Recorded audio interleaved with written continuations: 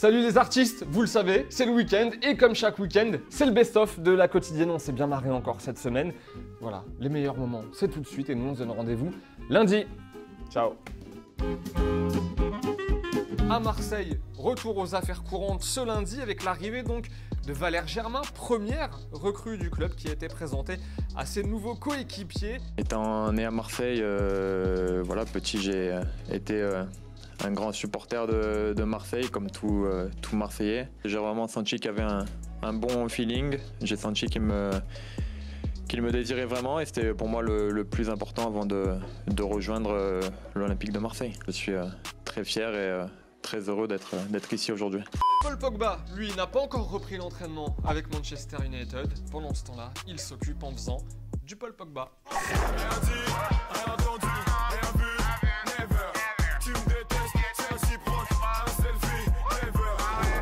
J'ai noté ces derniers temps un petit peu de nervosité avec le démarrage de cette période du mercato. Il existe des produits licites qui permettent de passer de bons moments, y compris en ce début de mercato.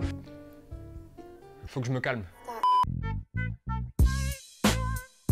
Le Paris Saint-Germain est sur le point de passer aux actes en formulant une très grosse proposition à Dortmund. Le problème pour Paris, c'est qu'il y a Barcelone qui est dessus, il y a le Bayern qui est dessus.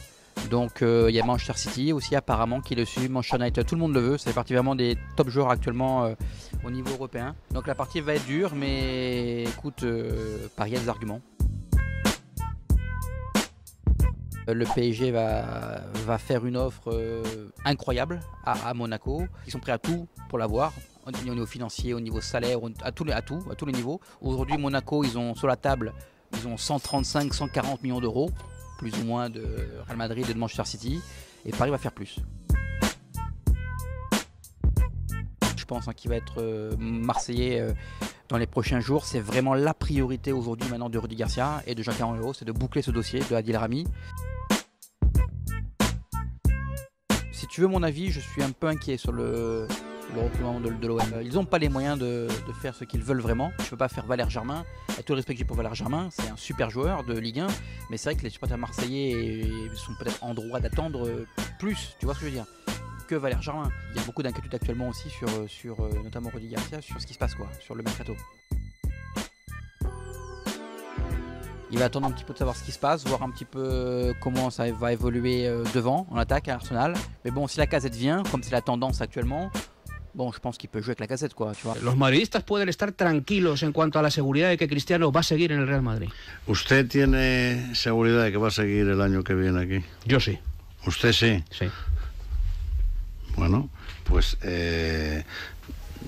Après le coup franc de Figo, la reprise de Trezeguet, on continue notre petit tour estival des anciennes stars qui continuent de briller, même à la retraite.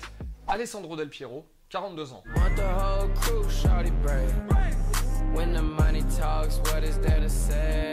C'était lors d'un match de bienfaisance au Guatemala. On rappelle pour les plus jeunes que ce gars a joué 19 ans à la Juve de 93 à 2012. Et il était très fort. Mitch Hildebrandt, vous connaissez? Bon, parce que ce qu'a fait Claudio Bravo hier, c'est top, mais seulement quelques heures plus tard, Mitch Hildebrandt, donc, a fait ça en Coupe des États-Unis.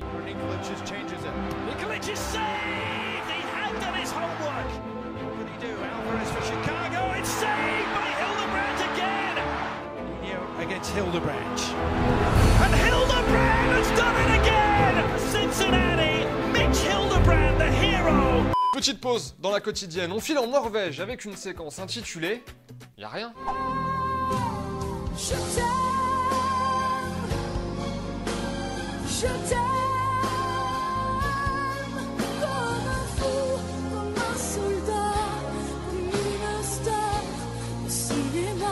Petit message à tous ceux qui tentent d'imiter Kylian Mbappé. Vous pouvez arrêter, on a trouvé l'imitation suprême. Alors, bonjour Kylian Mbappé. Bonjour. Alors, qu'en pensez-vous de votre sélection en équipe de France? Je suis en équipe de France, mais je pense que je vais signer au Real Madrid. Et l'équipe de France, en fait, c'est une expérience à vivre. C'est pas parce qu'il s'appelle Maradona qu'il va pas faire comme les autres. On me téléphone en me disant toute la France est derrière vous. Ah putain, il y a l'anti-parisianisme, ça y va. Ah putain. Il faut le faire pour être champion de France. Hein. Est-ce que vous auriez aimé avoir un président comme Louis Nicolin? Ça, c'est une bonne question. Ouais. Bon, de temps en temps, j'aurais eu mal un peu à la tête, mais enfin, il est généreux quand même. Donc à partir de là, on lui pardonne ses excès. C'est long, 4 ans avec un typo. Non? Avec une femme, c'est pas pareil. Avec un mec... Hein? Oh. Ça te va, jeune? J'ai eu 2 garçons, puis la paillade, c'est ma fille, donc je la marierai pas avec un Qatari, hein, te fais pas de soucis.